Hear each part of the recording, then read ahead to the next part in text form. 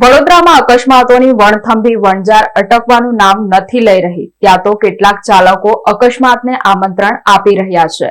શહેરના પૂર્વ વિસ્તારમાં એક જેસીબીમાં સંખ્યાબંધ શ્રમિકોને બેસાડી જોખમી સવારીનો વિડીયો વાયરલ થયો હતો। જો કોઈ અકસ્માત સર્જાય તો જવાબદાર કોણ તેવા સવાલો પણ આ દ્રશ્યો પરથી ઉઠવા પામ્યા છે।